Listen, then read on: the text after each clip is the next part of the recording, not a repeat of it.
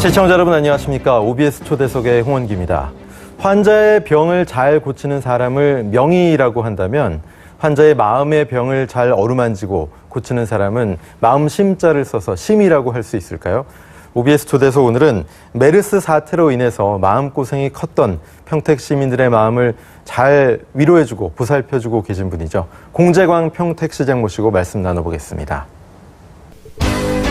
행정안전부 자치행정과 행정인사교류팀장, 국무총리실 공직복무관실 과장, 대통령 비서실 민정수석실 행정관을 역임하고 민선 6기 평택시장에 취임해 1년을 보낸 공재광 시장. 메르스 사태로 생기를 잃어버렸던 평택.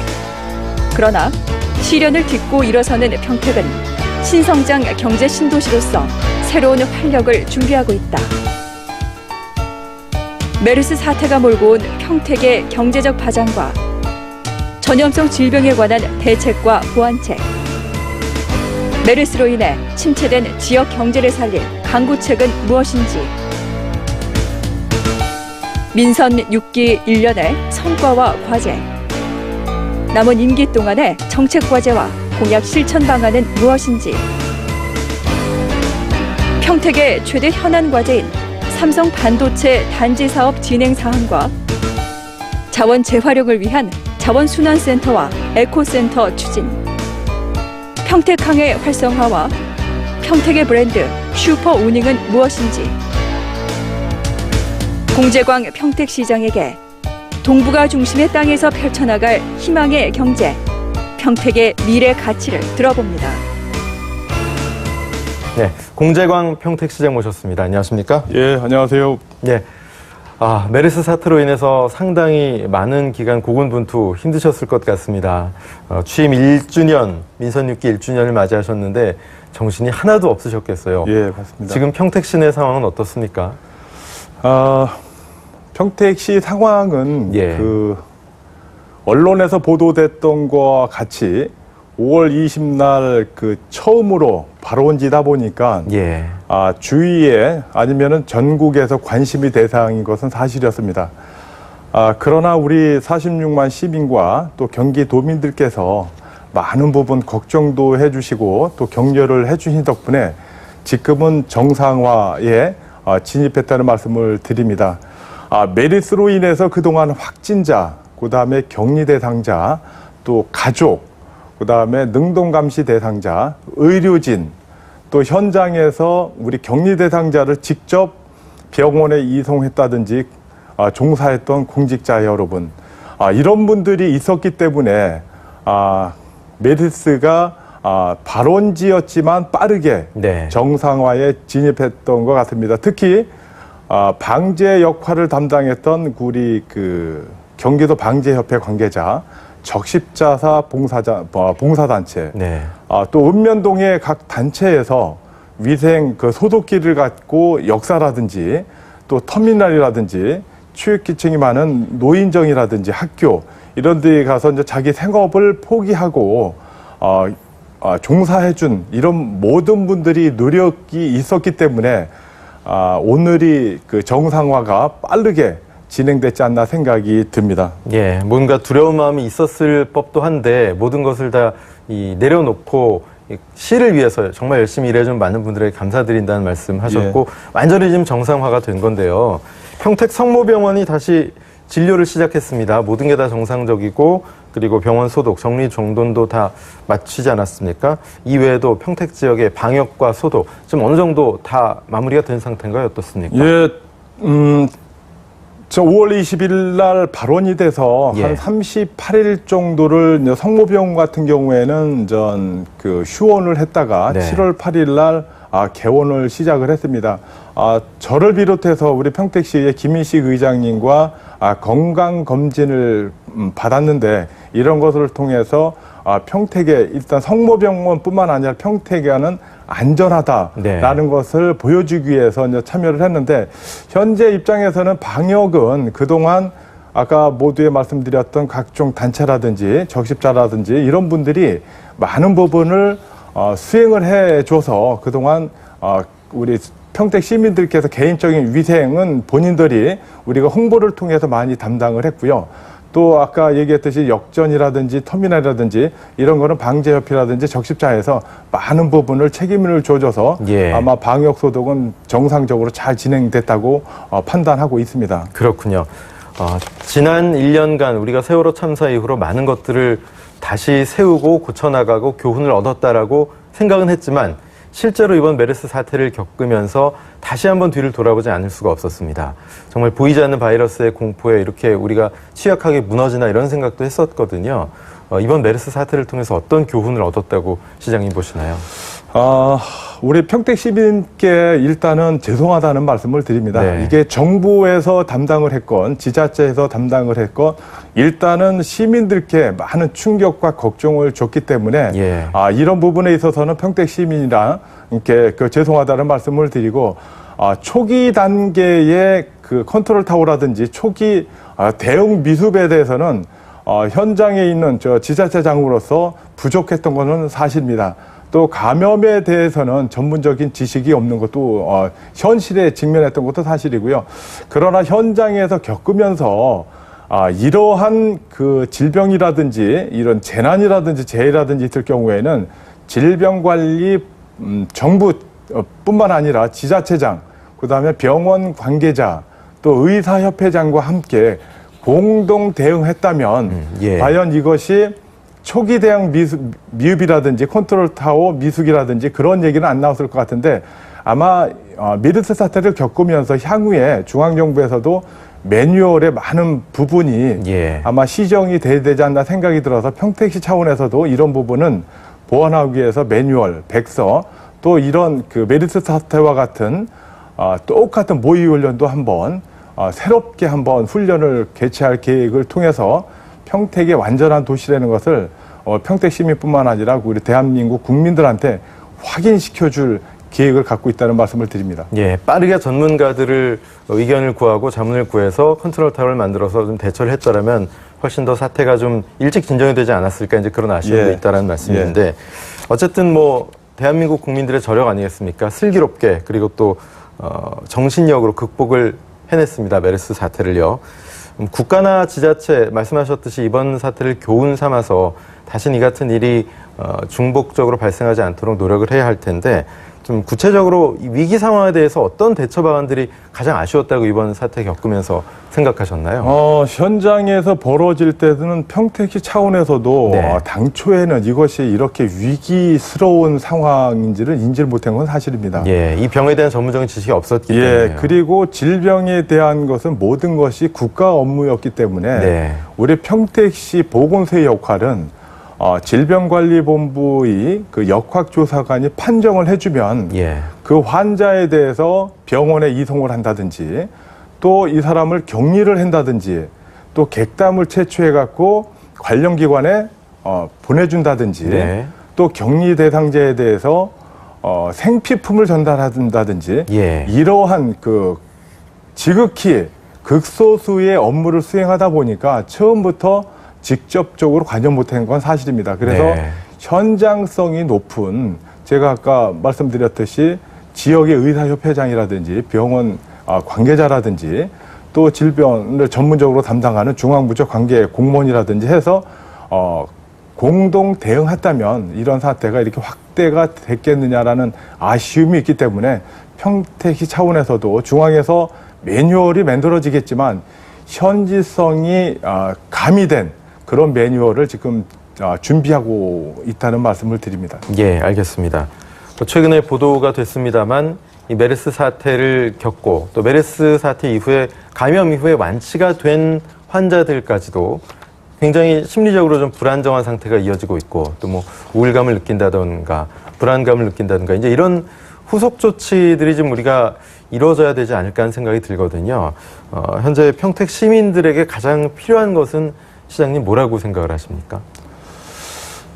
우리 평택 시민들이 상처받은 것은 예. 뭐 언론을 통해서 많이 이제 접했을 겁니다. 네. 심지어는 이제 트라우마까지 올 정도로 네. 크게는 이제 세 가지로 정리를 좀 해봤습니다. 그 왜 상처를 받았는지. 예. 평택 사람 오지 마라, 평택에 가지 말자, 평택의 농산물 받지 말자, 먹지 말자. 네. 그런 것이 언론이나 아니면은 외부에서 전해지는 그 이야기를 듣고 충격받은 것이 사실입니다. 그래서 우리 평택 시민들께서 5월 20날 우리가 메르스가 발생됐지만 그래도 다른 지역보다는 정상적으로 일상으로 복귀하는 것이 가장 빠르고 또 모범적이라고 중앙부처에서 지금 이야기는 하고 있습니다. 이렇듯이 지금 현재 평택 시민들한테 가장 중요한 것은 자신감이 아닌가 생각이 듭니다. 네. 우리 평택 시민들께서 전국 국민들께서 걱정은 했지만 그래도 슬기롭게 극복한 자신감이 주어졌기 때문에 앞으로 이런 자신감을 갖고 그동안 침체됐던 지역 안정화라든지 지역 경제 살리는데 우리 평택시뿐만 아니라 또 한 가지 우리 주변에 있는 우리 평택의 단체들이 힘을 합한다면 우리 평택 시민들한테 많은 위로가 되지 않을까 생각이 듭니다. 그래서 이번에 추경도 일정 부분 그런 분야에서 이제 반영은 됐지만 그 부분에 대해서는 나중에 또 추가로 또 구체적으로 말씀을 드리겠습니다. 우리 공 시장께서도 직접 평택 농산물을 가지고 이 서울시청 앞 광장에서 홍보를 하시면서 전혀 문제가 없다, 사 드셔도 좋습니다라고 하신 모습도 제가 봤습니다만 또 이 평택시에게 많은 도움의 손길을 주려고 재능 기부를 한 분들도 계세요. 많습니다. 뭐 가수 김장훈 씨 같은 경우에는 전통시장에서 공연을 하면서 우리 상처받은 평택 시민들의 마음을 치유하기 위해서 애써주시는 모습 등인데 참 감동적이었거든요. 앞으로도 이런 좀 문화 공연들을 통해서 정서적으로 다시 한번 힐링시킬 수 있는 그런 좀 여지가 필요하지 않나 생각이 드는데 어떤 계획이 또 있으신가요? 그동안 김장훈 씨가 제가 이제 별명을 하나 더 붙여줬어요.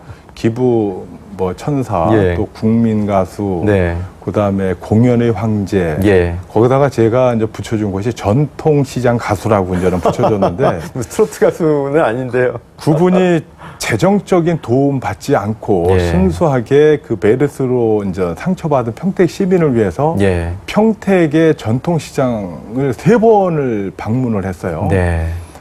그것이 이제 외부 분들이 생각할 때는 작은 거라고 생각할 줄 모르나 메르스로 인해서 가장 피해를 본 분이 이제 전통시장입니다. 그렇습니다. 직접 예고도 없이 우리 이제 평택 관내에 이제 전통시장이 5군데인데 이제 통복시장 2번, 서정리시장 1번을 오셔서 전통시장에 종사하시는 상인분들을 위로하고 또 위로하는 것 자체가 외부에 있는 시민들을 끌어들여서 전통시장을 활성화하자는, 그래서 아주 대단하게 감사를 드리고요.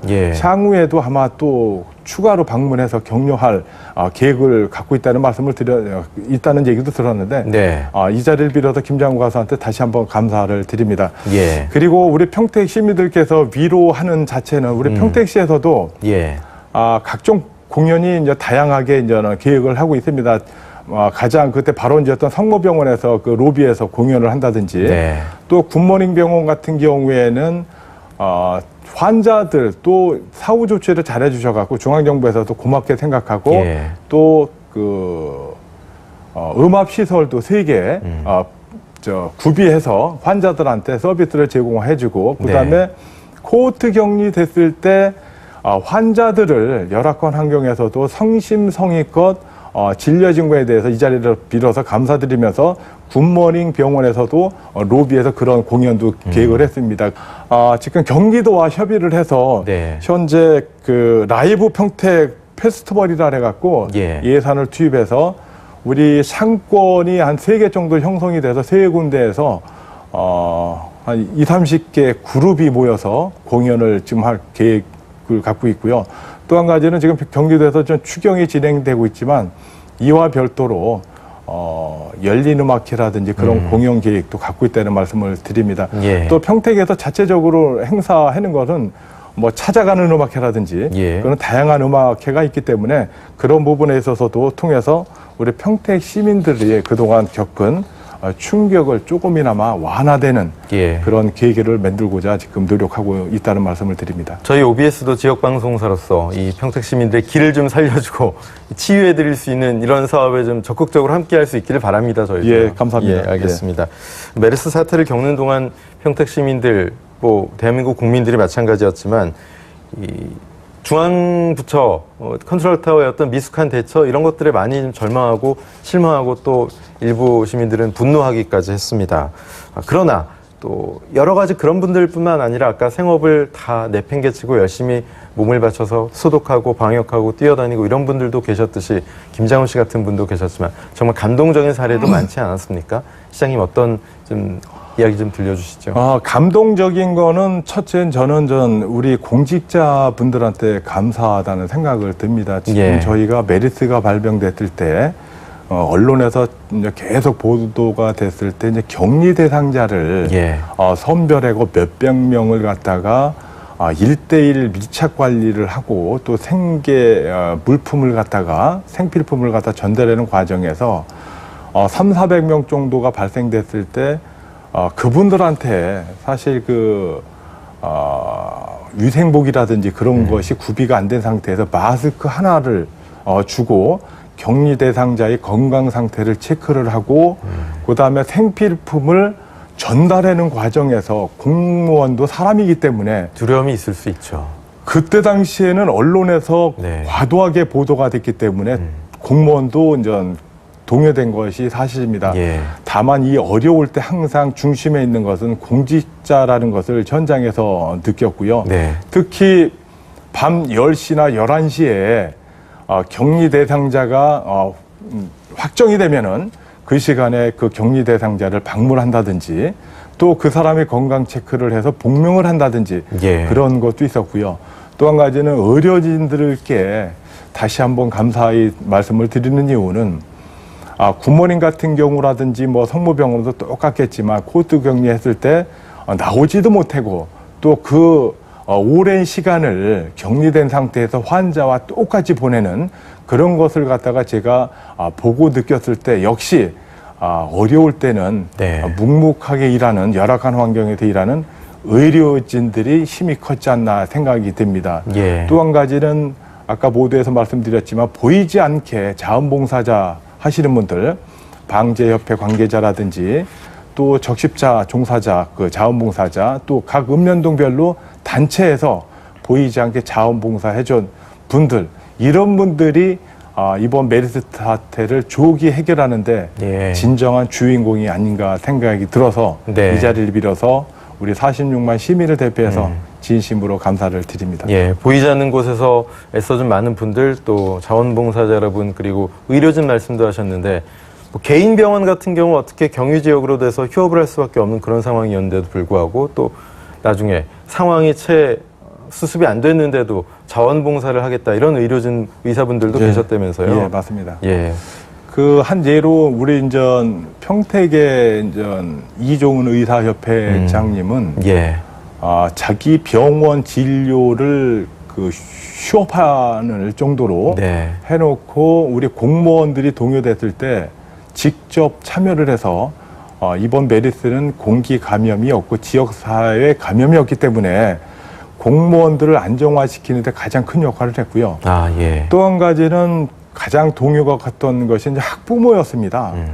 자녀분들이 이제 안전을 위해서는 학부모님들께서 동요됐던 것은 그 기정사실이지만 학부모님들 그 모임에 참석을 해서 학부모님들한테 의학적으로 공기 감염과 지역 사회 감염이 없다는 것을 네. 전문적인 지식을 가지고 설득한 것이 가장 큰 덕을 보지 않았나 생각이 예. 듭니다. 네. 그 이종훈 회장님께 이 자리를 빌어서 다시 한번 감사를 드리겠습니다. 예. 이번 메르스 사태에 직격탄을 맞은 곳이 아무래도 평택시, 그리고 평택시의 어떤 경제가 아닐까 싶습니다. 초토화됐다, 이런 표현이 어울리지 않을까 하는 생각이 들 정도로 많이 힘들었던 상황인데, 어떻게 좀 다시 정상적인 궤도로 일어설 수 있도록 극복할 수 있는 방안들이 여러 가지 있어야 될 텐데요. 마음적으로는 상당히 이제 많은 부분에 있어서 이제 추경을 통해서 피해를 보신 그 소상공인이라든지 네. 식당이라든지 영화관이라든지 뭐 택시라든지 모든 부분에 있어서 많은 도움을 드리고 싶은데 또 이거 보니까 단체장이 선거에 의해서 출마되다 보니까 선거법으로 인해서 약간 제한적인 게 사실입니다. 예, 그래서 예. 공통적으로 시책적으로 추진하기 위해서 이번에 한 100억 정도를 메르스 관련 피해를 보신 그 종사자들한테 이제 수혜가 가게끔 좀 반영을 했는데, 대표적인 것이 소상공인들은 이번에 한 두 달 정도를 어려움을 겪었기 때문에 그동안 피해본 거에 대해서 뭐 융자를 해준다든지 이제 금리가 낮은 네. 정부에서 2차 보존 형태로 해서 지원되는 방안이라든지, 또 전통시장 같은 경우는 평택에 지금 5군데에 한 2,500명 정도가 종사하는데 가장 타격을 본 건 사실입니다. 예. 예를 들어서 그동안 전통시장에서 그 생물이 죽어서 나간 것이 아마 이번이 처음이었답니다. 그럴 팔리질 정도로, 않아서요? 예. 그럴 정도로 상당히 타격을 받아서 이번 기회에 전통시장을 시설 현대를 한번 시켜보자 해서 당초에는 130억 원을 계획을 해서 평택에서 50억,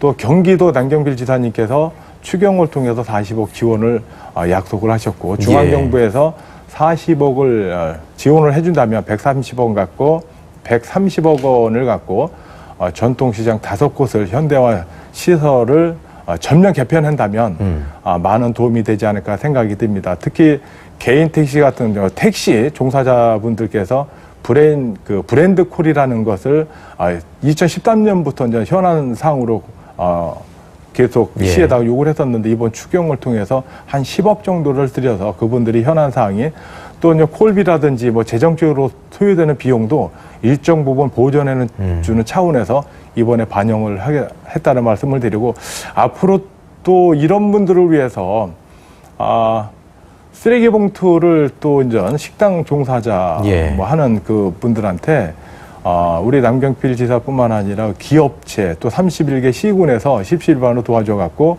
일정 부분 한 개업소에 20매 정도, 많은 부분은 아니지만 그래도 외부 지역에서 많은 부분을 협조를 해줘서 그나마 이제 고통분담 차원에서 지금 잘 극복하고 있다는 말씀을 드립니다. 예.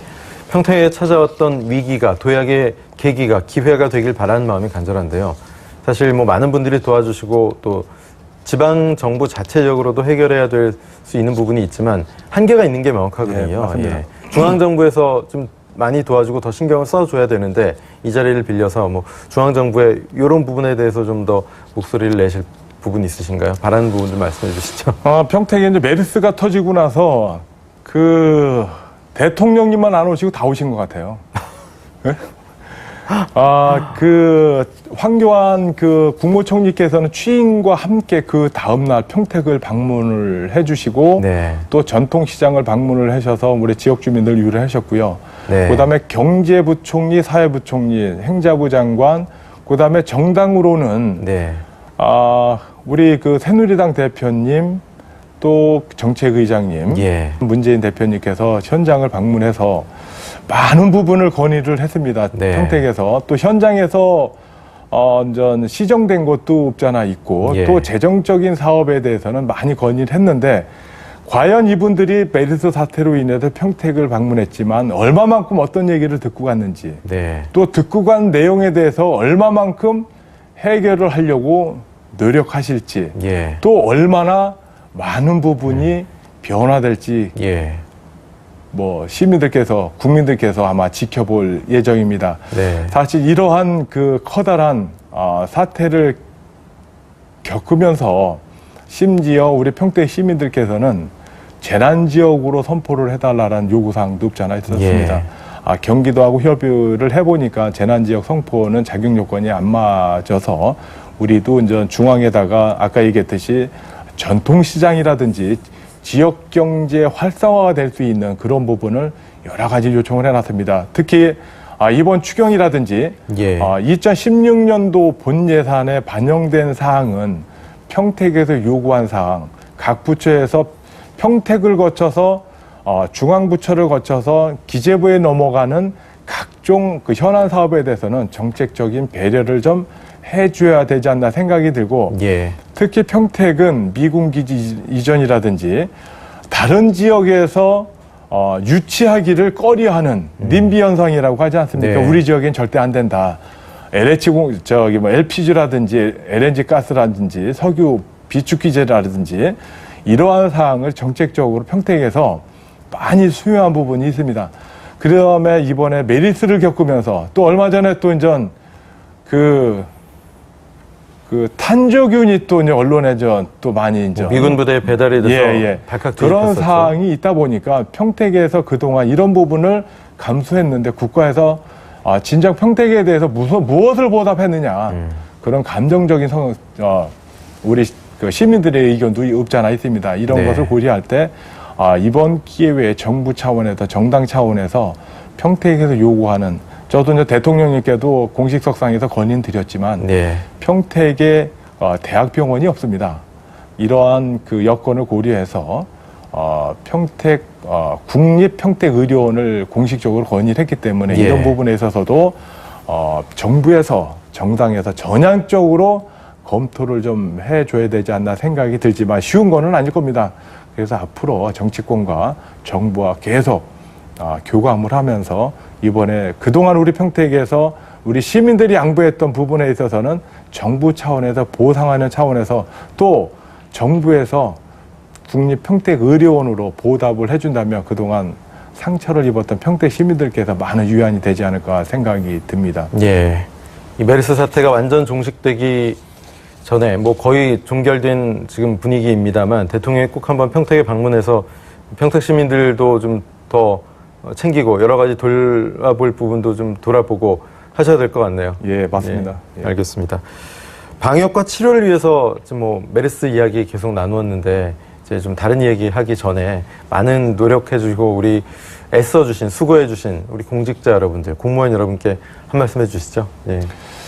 평택시 1700 공직자 여러분, 이 자리를 빌어서 진심으로 감사드립니다. 5월 20날 그 메르스 발원지로서 현장에서 자기 몸을 추스리지 않고 현장에서 내일같이 열심히 뛰어준 거 기억하고 있습니다. 시청 앞 광장에서 그 격리 대상자들에게 쌀 10kg, 라면, 휴지, 생필품을 직접 특히 여직원들이 불평 없이 환한 마음으로 기쁜 마음으로 격리 대상자들한테 전달을 해주는 그러한 장면은 감동이었습니다. 메르스가 우리 평택에서 발생해서 전 국민 평택 시민들께서 걱정은 했지만 그래도 여러분들이 계시기에 아마 이 메르스 사태가 빠른 시일 내에 종식이 됐다고 생각합니다. 저 또한 여러분들의 소중한 마음 가슴 깊이 느끼고 있으며 앞으로도 우리 대한민국 신성장 경제 신도시 평택으로 가는 그 주인공은 아마 우리 평택시 공직자 여러분일 것입니다. 앞으로 평택시가 더 큰 평택으로 발전할 수 있도록 성원 부탁드립니다. 다시 한번 메르스 극복에 최일선에서 몸소 실천해 주신 공직자 여러분 진심으로 감사드립니다. 네. 진심에서 가슴에서 우러나오는 감사의 말씀을 지금 하신 것 같은데요. 사실은 저도 이제 언론 보도를 봤습니다만 시청에서 댁까지 5분 거리라면서요, 걸어서. 근데 우리 공재광 시장께서도 한 달 동안 그 여유가 없어서 집을 못 들어갔다라는 말씀도 들었습니다. 어떠셨습니까? 한 달 동안요? 한 달 동안 힘들죠. 예. 한 달 동안 제가 원래 체력이 굉장히 좋으시잖아요, 공 시장님. 체력이 좋은 건지 정신력인지 모르겠는데 네. 저도 피곤하죠. 예. 근데 제가 이제 30일 전 사무실에서 기숙했는데 공직자들이 걱정 많이 했죠. 부담도 느꼈고 시장이 네. 퇴근해야 국장도 퇴근하고 과장도 퇴근해야 되는데 제가 그 사무실에서 기숙한 거는 크게 이제 두 가지 이제 요건이었습니다. 예. 현장에도 공직자, 특히 보건소 직원들 같은 경우 24시간 현장에서 환자들하고 네. 또 이제 현장을 갖다 담당을 하고 있는 상태고 또 한 가지는 시민들께서 메르스로 인해서 충격을 받아서 경제가 아까 이제 패닉 상태에 있는 상태였었는데 도저히 집을 못 가겠더라고요. 그래서 또 그때 당시만 해도 우리가 메르스로 인해서 격리 대상자가 가장 많을 때는 1165명 정도 됐었습니다. 예. 그러니까 밤 12시, 1시에 어떤 상황이 이제 벌어질지 모르기 때문에 그럴 바에는 내가 사무실에서 기숙하면서 현장을 주의하는 것이 낫겠다라는 생각을 들었고, 공무원들 왜 불만을 안 하겠습니까? 처음에 금요일 날 7시에 아까 얘기했지만은 다 토요일 날 일요일 날 가족과 함께 계획을 세워놨지 않겠습니까? 예. 근데 배량간에 4,500 명을 동원을 시켜서 교육을 시켜서 7시에 시켜서 8시에 격리 대상자 이름하고 네. 주소만 주고 이 사람 건강 상태 그때는 좀 마스크 하나 주고 가서 확인을 하고 오고 건강 상태 체크하고 와라. 그다음에 그 8시부터 현장에 나갔으면은 전화해갖고 연결되는 분도 있고 안 되는 분도 있지 예, 않습니까? 그렇죠. 또 격리 대상자를 또 철저하게 관리하는 이유는 언론에서 이제 보셨겠지만 격리 대상자 하시라고 주의를 줬는데도 뭐 어디 골프장도 가고 돌아다니시고 뭐 외부 공항도 활동도 나가고, 하셨던 예. 사항이 많았기 때문에 격리 대상자로 인해서 확진자가 나온 사례는 아마 없었지만 그래도 예. 다른 사람들한테 피해가 안 가기 위해서는 격리 대상자를 철저하게 관리를 해야 되는 것은 맞았던 것 같아요. 그래서 평택시 같은 경우에는 1:1 매치를 시키면서 하루에 3번을 방문을 하고 한 번은 환자와 격리 대상자가 환자는 아니지만 격리 대상자와 상담을 통해서 예. 기침을 하는지 열은 있는지 그런 것을 갖다가 꼭 확인을 해라. 네. 그리고 하루에 2번은 전화를 꼭 하라는 그런 밀착 관리를 했기 때문에 아마 뭐 종식이 이제 빨리 왔던 것 같은데 네. 1주년을 맞으면서 제가 뭐 그런 사항을 갖다가 뭐 결혼은 전혀 없었습니다. 저도 한 달 동안 기숙하면서 우리 공직자들이 눈치도 봐야 되지 않습니까? 왜 퇴근 안 예. 하는지. 저도 전 목에 뭐 편두염도 왔었고 네. 눈다락지 병도 왔었고 워낙 그다음에 무리하셔서 심지어는 전 지루성 두피까지 온 상태인데 네. 그리고 또 제가 있으면서 밤 10시부터 한 새벽 한 2시 정도까지는 시간 될 때마다가 현장을 돌아다녔어요. 예. 먼저는 우리 평택에 이제 3개군은 나눠지지만 평택역에 가면 택시기사들 그런 동향이라든지 경제 여건이 어떤지 수입이 어떤지 그다음에 식당이라든지 네. 그다음에 커피숍 24시간 운영하는 젊은 사람들한테 요새 시민들이 이제 생각하는 메리트 영향이라든지 경제 수입이 어떤지를 갖다가 들으면서 심지어는 또 이제 토스트를 하는 노점상을 하시는 분들하고 네. 대화도 하면서 경기 상황이 어떠냐, 시민들이 느끼는 것이 어떠냐 그런 거를 겪으면서 그래도 저는 한 달 동안 제가 힘들었지만 그래도 아마 사무실에서 총괄 지휘를 했기 때문에 예. 아마 그 일상으로 돌아오는데 많은 도움이 되지 않나 생각이 들어서 체력은 국력이라고 하지 않습니까? 예. 다만 제가 체력이 강한 것이 아니라 네. 아마 그 정신력으로 버텼지 않나 생각이 듭니다. 예. 강철 체력으로 알려져 있는 우리 공재광 시장께서도 굉장히 힘드신데도 불구하고 정신력으로 이 기간을 버텨내셨고 현장에서 그렇게 진두지휘하면서 우리 민심도 계속해서 옆에서 들으시고 챙기셨기 때문에 메르스 사태가 비교적 이렇게 평택이 초기에 좀 많은 어려움이 있었습니다만 지나간 것이 아닌가 싶습니다. 이 메르스 사태가 한창 진행 중일 때 취임 1주년이셨잖아요. 민선 6개월. 뭐 경황도 없으셨겠어요. 경황 없었습니다. 사실 네. 1주년 되니까 언론에서 인터뷰라든지 뭐 심지어는 시정신문이 6월 달에 이제는 배부가 되는데 예. 이건 이제 보도가 돼도 뭐 문제가 없는지 모르겠지만 네. 분기별로 하니까 보니까 시장 얼굴이 좀 몇 카드 나오더라고요. 예. 그래서 제가 우리 이제 공보관한테 지금 메르스로 지금 평택이 아우성인데 지금 배부하는 거는 적절치 않다. 예. 그래서 어느 정도 정리되고 나서 6월 한 20일 정도에 아마 배부한 것 같아요. 예, 예. 그 정도로 뭐 1주년에 대해서 성과에 대해서 이제 언론에서도 인터뷰도 하고 막 요청이 들어왔지만 지금 그 상황이 아니다. 네, 네. 근데 1년을 이제 돌아봤지만 시간이 빠르다는 거는 뭐 저뿐만 아니라 다른 사람들도 만 느끼겠지만 네. 진짜 빠르더라고요. 예. 그동안 뭐 취임하고 나서 이제 그동안 38년 동안 답보 상태였던 평택고 관광단지가 적격성을 통과했다든지 그다음에 우리 평택 시민들의 상처가 됐었던 2004년도 헌법재판소에서 예. 평택항 신생매립지가 우리 평택으로 기속이 됐다든지, 또 삼성전자가 공사가 이제 진행됐지만 반도체 공장 기공식에 예. 박근혜 대통령이 직접 참석을 하셔서 기업체뿐만 아니라 평택 시민들께 격려를 해주셨던 분, 그런 부분도 많은 성과라고 할 수가 있고요.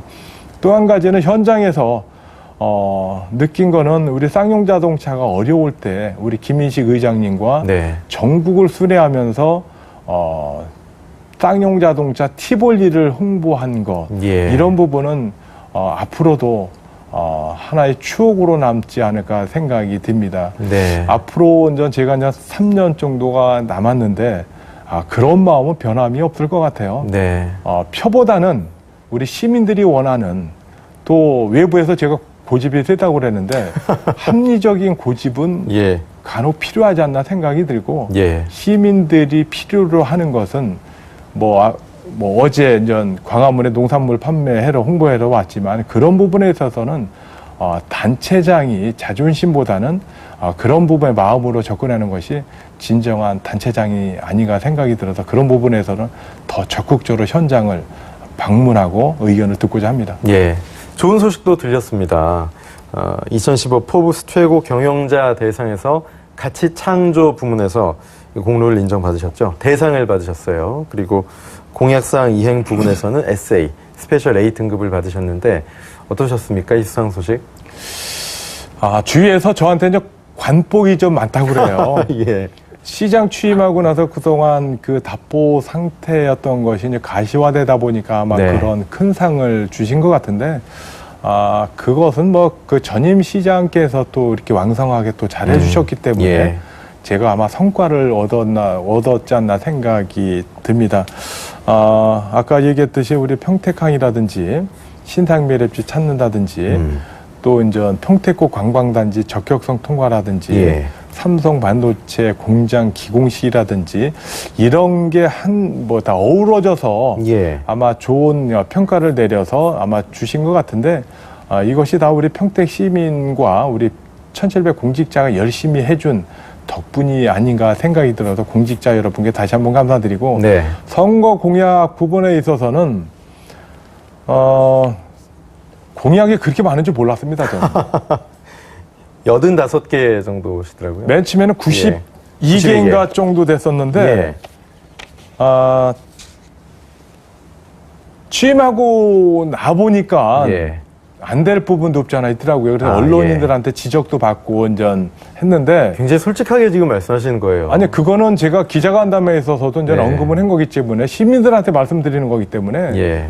국회의원 선거 공약, 도의원 선거 공약, 이제 시의원 선거 공약하고 같이 매치가 되기 때문에 그렇게 많은 줄 몰랐습니다. 네. 그래서 제가 가끔은 우리 공직자들한테 이제 이런 얘기를 합니다. 선거 공약 너무 많이 해서 미안하다. 근데 이것이 또 시민들께 수혜가 가는 거라면, 예. 누군가가 또 도의원들께서 공약한 것, 시의원들과 공약한 것이기 때문에, 또 이런 것이 실천함으로 인해서 시민들께서 또 수혜를 본다면 좋지 않겠느냐. 그래서 네. 한편으로 이제 공직자들한테 이제 미안한 얘기지만, 실질적으로 또 제가 또 시민들하고 또 약속한 사항이기 때문에 앞으로 이것을 꼭 지켜야 되지 않나 생각이 듭니다. 그동안 제가 완전 신성장 전략국을 만들어서 자본 유치팀, 외자 유치라든지, 또 우리 아까 말씀드렸지만 대학병원이 없어요. 네. 또 이제 평택이 현재 46만이지만 도시계획서상에 2020년도에 86만 정도, 90만 정도를 내다보는 예. 대규모 도시로 변모하기 때문에 네. 언젠가는 대학병원이 들어와야 되지 않느냐. 네. 근데 그 준비 단계가 상당히 오래 걸려요. 그래서 그런 부분은 지금부터 준비를 해서 행정 절차를 준비를 해야 되지 않냐 생각이 들어서 그런 부분을 좀 하고 있고, 또 출산 장려금 지원 확대라든지 그거는 네. 금년도부터 시행하고 있고, 시민 신문고제 운영 이거는 한 230건 접수를 받았는데, 유관기관, 경찰서라든지 소방서 분야 2차 팽거 이외에는 많은 부분이 지금 해결됐다는 말씀을 드립니다. 또 공약 사항 중에서 아까 얘기했듯이 평택호 관광단지 적경석 통과 네. 중인 거 지금 행정 절차 진행 중이고 또 평택항 여객 국제유격 터미널이 심지어 뭐 제가 이제는 그 지방의 시외버스 터미널을 비유했는데 상당히 열악합니다. 네. 이게 이제 민자로 가다가 뭐 재정을 했다가 왔다 갔다 했는데 작년 연말에 재정으로 투입해서 설계비가 반영이 돼서 예. 이게 진행되고 있다는 말씀. 지금 뭐 정상적으로 79개 정도가 지금 뭐 정상적으로 추진되고 있다는 말씀을 드리겠습니다. 그다음에 뭐 얼마 전에 며칠 전에 이제는 매니페스토 우수사례 경진대회 주민 소통 분야에서 이제는 우수상도 수상했는데 네. 이거는 아마 제 공약 사항 갖고 제가 활동한 거 갖고 우리 직원이 네. 아마 그림을 설계를 잘해서 발표를 잘해서 직원 덕분에 제가 수상한 것 같습니다. 우리 공직자 여러분께 다시 한번 감사드리고요. 네. 우리 시민과 또 공직자와 소통하고 또 공약 사항은 반드시 지키는 예. 그런 평택시장이 되겠다는 말씀을 드립니다. 85개 중에 79개면 공약 이행률 상당히 높게 진행이 되고 있는 거고요. 그런 부분이 뭐 높게 평가를 받지 않았나 그런 생각이 듭니다. 그런데 아까 말씀하신 것 중에 이제 박근혜 대통령이 직접 와서 참여까지 했다는 그 삼성전자 반도체 관광단지 반도체 관련 정책 말씀인데요. 이게 지난번에 OBS 초대석에 출연해 주셨을 때 뭐 농담 반으로 예. 평택에 투자해라, 땅 사라 이런 말씀하셨거든요, 저한테요. 이게 어느 정도 평택의 미래를 바꿀 수 있는 그런 사업인가요? 사실 지금도 예. 늦지 않은 것 같아요. 네? 돈이 없네요. 전 공식적으로 시청자 예. 여러분께 말씀을 드리지만 네.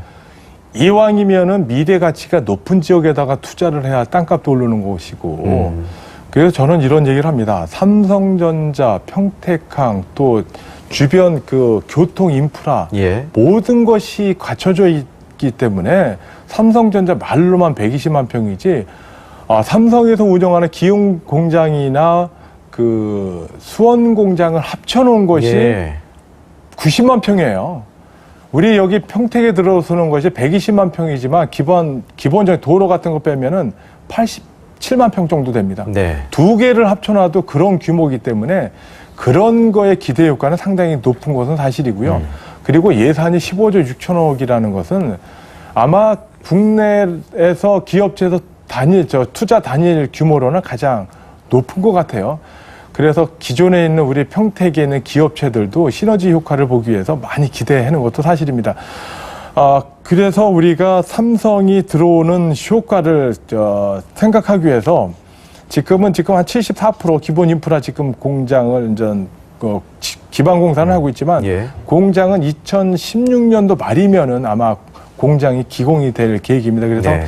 2017년도부터는 공장이 가동이 되는데 기업이 이런 큰 투자를 했으면 평택시와 경기도는 어떤 역할을 할 것인지 그래서 예. 도에서도 TF팀을 구성을 해서 나름 지원을 하고 있지만 공장 그 인허가권이라든지 실질적으로 모든 역할은 평택시에서 담당을 해야 되기 때문에 네. 저희가 TF를 좀 구성을 했습니다. 그래서 공장 그 인허가라든지 용배수로라든지 용수라든지 그다음 폐수시설이라든지 이런 부분은 또 국비가 많이 들어가기 때문에 예. 한 3천억 정도가 들어가는데 이런 부분에 있어서도 평택시 또 경기도 또 우리 평택에 있는 국회의원 여러분들과 함께 힘을 합해서 국비 예. 확보를 해서 기본적으로 공장이 가동하는데 불편함이 없게끔 예. 기본적인 인프라는 구축을 해줘야 되지 않나 생각이 듭니다. 또 예. 평택에 삼성전자가 이제 반도체가 들어오면은 세수적인 측면, 그다음에 일자리 창출 부분, 또 그 협력업체 이런 시너지 효과는 아마 대단히 높을 거로 판단을 해서 평택이 정상적으로 공장이 가동될 때까지 행정적인 지원은 우리가 옛날 같은 경우에는 뭐 오면은 이렇게 민원을 처리해 줬지만 우리가 기업체에 방문해서 선제적으로 해주는 것이 진정한 서비스가 아니냐 생각이 들어서 삼성전자뿐만 아니라 일반 평택에 토지하는 기업체는 그런 마인드가 좀 필요하지 않나 생각이 들어서 지금 그런 정책 방향을 수행하고 있습니다. 뭐 삼성뿐만 아니라 그런 많은 기업들이 들어오고 투자를 할 수 있는 그런 뭐 여건이 된다면 평택이 완전히 달라질 수 있겠습니다. 예, 그래서 제가 기업하시는 분들, 예. 또 평택에 살고 싶은 분들, 네. 평택은 평택항 있죠. 또 평택이 도농복합시이기 때문에 예. 정주 공간이 좋습니다. 네. 도시화가 된 지역에 학부모들은 학생들과 같이 예. 시골 와서 체험할 수 있는 활동 공간이 있기 때문에 네. 아마 그 평택이 그 살고 싶은 가장 예. 선호하는 예. 그런 도시가 되지 않을까 생각이 듭니다. 예. 기업이 또 많기 때문에 주변 여건 LG도 있고 쌍용자동차 있고 그다음에 삼성이 있기 때문에 발전할 수 있는 또 경기도뿐만 아니라 전국의 227개 시흥구 중에서 14년도 평가에서 경쟁력 높은 3위에 올랐어요. 아, 예. 근데 저 금년도에 삼성 내려오고 또 LG전자에서 공장 확장하고 또 이런 여건이 주어진다면 아마 경쟁력 1위 도시가 예. 되지 않을까 생각이 듭니다. 예. 시청자 여러분, 평택에 투자하십시오. 후회하지 않을 겁니다. OBS 초대석을 전 진행을 한 2년 넘게 하면서요. 마음속으로는 이사를 한 10대 번도 더 다닌 것 같습니다. 예. 차차장님들 오시면 여기 이사 가면 좋을 것 같고요. 다 그 말이 굉장히 좋게 들리는데 특히 평택시만큼은 미래가 확실히 보장이 된 그런 도시가 아닌가 그런 확신이 저도 드는군요. 예. 아까 언급하실 때 잠깐 말씀을 하셨는데 이 자원 재활용, 폐기물 처리 여기에도 네. 이제 평택에 관심이 많잖아요. 그래서 또 이제 경기도 내에서 축산 5위, 축산업을 많이 하는 그런 지역이기도 하고요. 분뇨에 대한 대책, 그래서 자원순환센터를 건립 계획이 있습니다. 이 부분은 어떻게 진행이 됩니까? 우리 평택에서 가장 현안 중에 이제 한 개인데, 예. 이 시설은 우리 평택을 위해서는 정말 필요한 예. 시설입니다. 시민들께서 이제 그 악취 때문에 반대하는 거 이해합니다. 네. 다만 이 시설이 시민들한테 피해가 안 가게 하는 차원이 더 좋은 그 시설이 아니나 생각이 들어서 제가 그 얼마 전에 한 3, 4개월 전에 김천에 이제 이런 시설을 현장을 방문을 했었어요. 예. 근데 거기는 환경사업소의 분뇨라든지 축산분뇨 말고 이제 인분, 또 환경사업소의 4개 시설이 그냥 공동으로 들어가는 시설인데 제가 인근에 있는 아파트라든지 주민들도 만나봤는데 냄새는 난답니다. 네네. 근데 그것이 어디서 나는지는 모른다. 그리고 제가 축산분뇨 그 시설의 공장에 들어갔는데 옆에 갔는데 제가 의심을 했어요. 네. 이 시설이 아닌 줄 알고. 근데 그 시설이 있는데 과연 이렇게 냄새가 안 날 정도로 완벽할 수 있을까라는 예. 의심을 했기 때문에 이 정도면 평택에서 반대할 이유가 없다. 그리고 또 제가 현장에서 저는 봤죠. 그때 가동을 안 하는 시간이었었어요. 낮에. 오후 한 6시 정도 저는 도착했는데 그래서 주민들을 만나러 갔는데 냄새는 난다고 그러더라고요. 네. 그게 언제 납니까? 그랬더니 밤 12시에 문을 열어놓는데 냄새가 난다 이거예요. 그래서 축산분뇨에서 나는 건지 기존에 있는 시설에서 나는지 모르는 거예요. 네. 그래서 제가 그 종사자한테 와서 또 그 축산분뇨 운영하는 시설 종사자 책임자한테 물어봤더니 그럼 이것도 밤에도 가동합니까? 그랬더니 밤에는 가동이 안 된다는 거예요. 예. 그러면은 이건 축산분뇨에서 그 냄새나는 게 악취가 아니다. 기존에 있는 다른 부분에 있는 환경사업소 인분 같은 경우 밤에 계속 들리지 않습니까? 그렇죠. 그러다 보니까 그것이 혹시 축산분뇨 처리장에서 나오는 것을 오해할 부분도 없지 않아 있겠다라고 네. 해서 이 정도면 확신을 제가 가졌습니다. 그래서 우리 그 지역의 오성이나 고덕에 있는 지역 주민들도 현장을 예. 방문해서 단체장님들도 이 정도면은 설치해도 되겠다. 네. 그리고 평택에서도 지금 하루에 축산분뇨가 한 2,100톤 정도가 나온답니다. 근데 현재 있는 여건은 시골 같은데 이제 면 단위 같은 경우에는 사실 축산분뇨 처리장이 없다 보니까 예. 그냥 그 주택가 인근에다 쌓아놓고 냄새가 더 악취입니다. 그리고 비가 왔을 경우에는 그 축산분뇨가 하천을 따라서 진이천이나 안성천을 따라서 오염을 시키겠네요. 오염을 시키고 냄새를 유발하는 것이 너무 크기 때문에 예.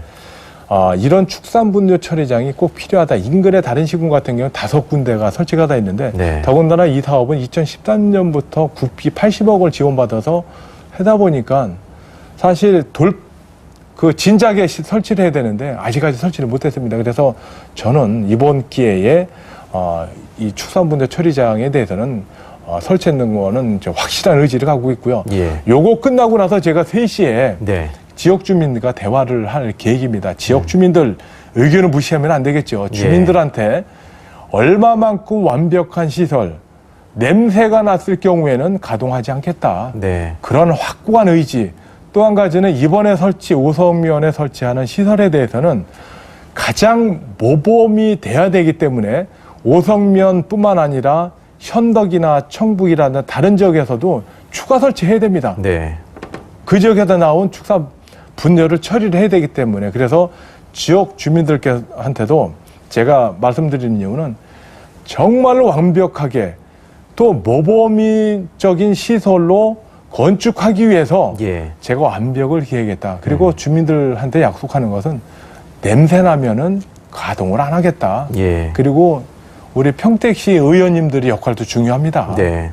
앞으로는 대안 있는 제언을 해주면은 예. 우리가 수렴을 해서 완벽한 시설로 만들겠다는 말씀을 드립니다. 하냐 안 하냐의 문제가 아니라 이건 해야 된다는 확신이 있으신데 얼마나 완벽하게 처리를 해서 문제없이 가동을 시키느냐에 대한 그런 문제가 남아있다는 말씀이시군요. 심지어 지역 주민들이 많이 걱정을 예. 하셔갖고 당초에는 이게 지상화됐었어요. 네네. 근데 이걸 설계를 변경해서 지하화시키는 예. 계획까지 지금 수립을 해놨기 때문에 주민들께서 걱정하는 악취는 아마 없다는 확신을 갖고 예.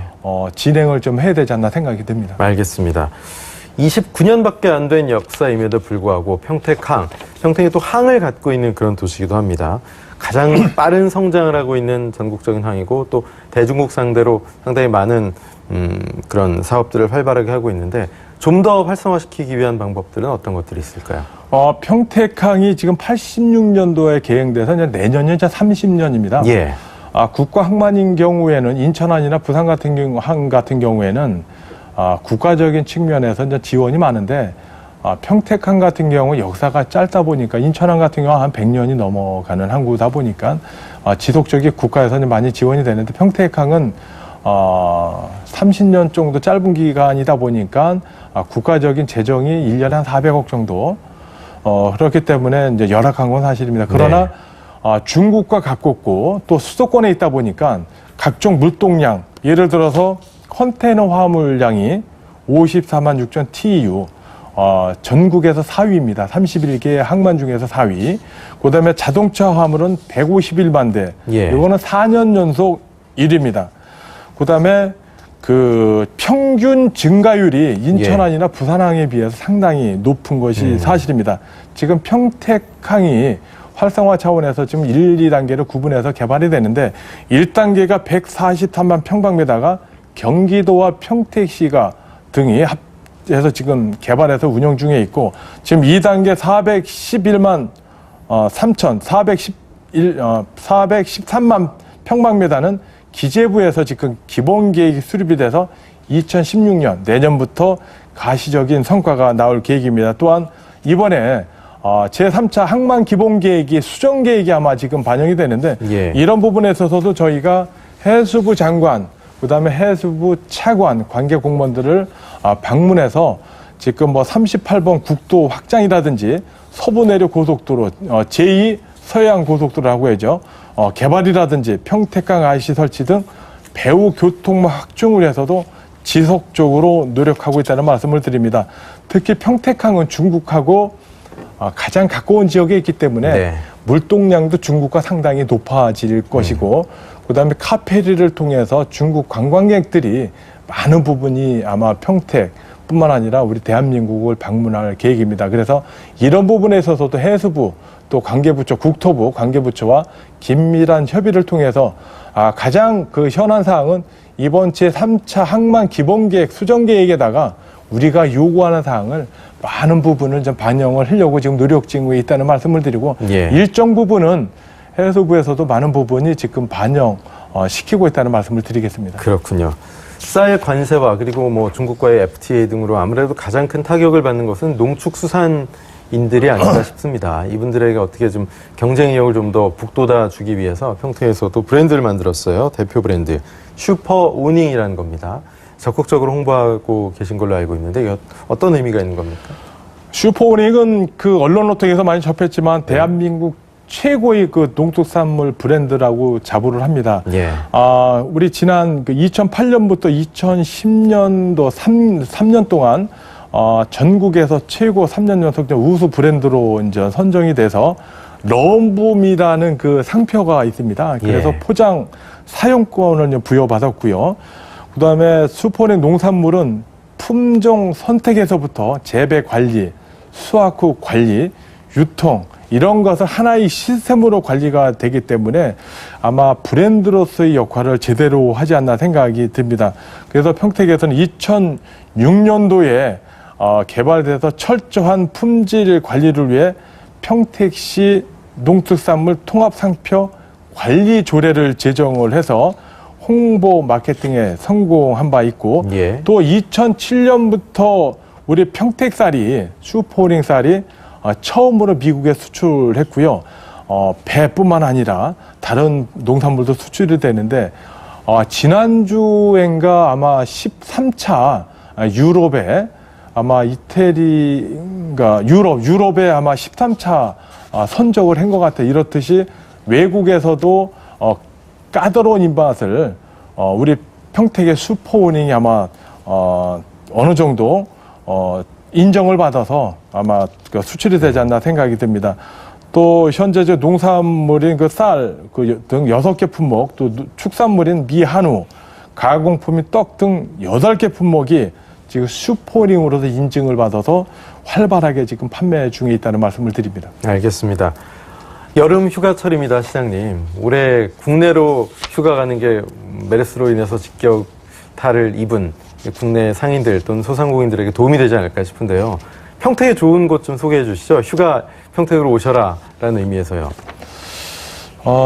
평택 이제 평택고 관광단지가 이제 횡령 절차 진행이지만 그 호수하고 상당히 잘 돼 있어요. 예. 그다음에 그 평택고 관광단지가 1조 8천억을 위해서 일반 기업체에서 민간 자본이 투입해서 개발하는 것 자체도 지역적인 장점이 있어서 아마 그 투자하는 것 같은데 예. 평택고 관광단지를 오시면 또 거기에 옆에 이제 소리터라고 있습니다. 농악 공연도 하고 그다음에 옆에 이제는 박물관도 있고 해서 각종 공연이라든지 미술 사진 전시회라든지 네. 그런 패키지가 있기 때문에 평택고 관광단지를 한번 오시는 것도 괜찮을 것 같고요. 예. 또 우리 이제 평택에 이제 노을이 상당히 유명합니다. 예. 우리 고덕면에 위치해 있는데 소풍공원이라고 아마 그 인터넷을 치면 아마 바로 이제 알 수 있을 텐데. 예. 저도 취임하고 나서 처음 갔었는데 과연 이런 소풍공원 같이 거기는 캠핑장하고 같이 이제 어우러지는데 이런 공간이 있다는 걸 보고 상당히 놀랐습니다. 네. 평택은 산이 없어요. 그래서 평택에서 접근할 수 있는 부분은 우리 이제 진이천과 안성천하고 연결되는 평택호, 그다음에 공원을 좀 많이 만들어야 되지 않나 생각이 들어서 그동안 예산도 많이 투입됐지만 아직까지도 미흡한데 지금 작년 연말까지 금년도에도 예산을 정기적으로 이제 투입할 계획이지만 한번 소풍공원 노을을 바라보는 소풍공원에 오셔서 아마 평택 노을을 체험하는 것도 좋을 것 같고요. 또 한 가지는 또 저는 우리 북부 쪽에 송산 쪽에 웃다리 문화촌이 있습니다. 그 예. 폐교를 이용해서 체험 활동하고 또 박물관도 이번에 여러 가지 구비를 해놨는데 웃다리 문화촌도 괜찮을 것 같고요. 네. 또 우리 또 이제 평택에서 그 역전에서 출발한 평택 시티 투어도 운영이 되기 때문에 아마 그런 것을 이용한다라면은 문화유적지라든지 우리 이제 정도정 사당도 있고 또 여기 이제 해군 이함대가 있기 때문에 천안함을 또 그대로 인양해서 전시한 공간도 있기 때문에 평택시뿐만 아니라 우리 경기도민 전국에서도 천안함을 직접 보기 위해서 체험하기 위해서 많은 부분이 오는데 이런 부분도 하나의 관광 상품이 되지 않을까 생각이 듭니다. 한번 오시면은 후회하지 않을 약속드리겠습니다. 예. 휴가 계획 아직 못 짜신 분들은 평택 한번 고민해 보시면 좋을 것 같습니다. 자, 오늘 많은 말씀해 주셨는데요. 마지막으로 우리 시청자 여러분 그리고 평택 시민 여러분께 인사 말씀으로 좀 마무리해 주시죠, 시장님. 예. 평택 시민 여러분, 특히 OBS 시청자 여러분, 우리 평택시는 그동안 메르스로 인해 힘겨운 시간을 보냈습니다. 그러나 힘겨운 시간을 보내면서 우리 평택 시민 여러분의 성숙한 시민의식에 감동받았습니다. 자신의 불편을 감내하고 격리 조치에 성실하게 임해주신 분, 이웃을 위해 자신의 생업까지 뒤로 한 채 방역이며 소득이며 청소에 적극 동참해 주신 시민 여러분, 특히 열악한 환경에서 우리 격리 대상자 또 확진자 여러분들 성심성의껏 치료해 주신 우리 의료진 여러분, 그리고 전국에서 우리 평택시 농산물 팔아주기 운동과 직거래 장터에 많은 호응과 도움을 주신 모든 분들께 이 자리를 빌어서 감사의 인사를 드립니다. 어둡고 힘든 한 달이었지만 비로소 우리 평택시 곳곳에서 열심히 활동하신 소중한 시민 여러분, 든든한 공직자 여러분, 형제 같은 이웃 지자체 여러분의 마음을 볼 수 있었고 느낄 수 있었습니다. 이번 메르스 사태를 교훈 삼아 시민의 안전을 최우선으로 생각하는 시장이 돼야 되겠다고 거듭 다짐하면서 우리 시뿐만 아니라 다른 시 여름에도 마음을 열고 도울 수 있는 열린 시정을 펼치겠다는 생각을 하고 있습니다. 다시 한번 우리 평택 시민 여러분과 OBS 시청자 여러분, 전 국민 여러분께 이 자리를 빌어서 진심으로 감사의 인사를 드립니다. 감사합니다. 네, 오늘 공재광 평택시장 모시고 말씀 나눴습니다. 시장님 고맙습니다. 예, 감사합니다. 예, 메르스 여파를 이겨내고 지역 경제를 살리려는 움직임들이 이 전국을 뜨겁게 이 여름을 달구고 있습니다. 국내로 여름 휴가를 떠나는 것만으로도 침체된 지역 경제를 살리는데 큰 도움이 된다는 사실 여러분 잊지 마시기 바랍니다. OBS 초대석 오늘 순서 여기서 마칩니다. 고맙습니다.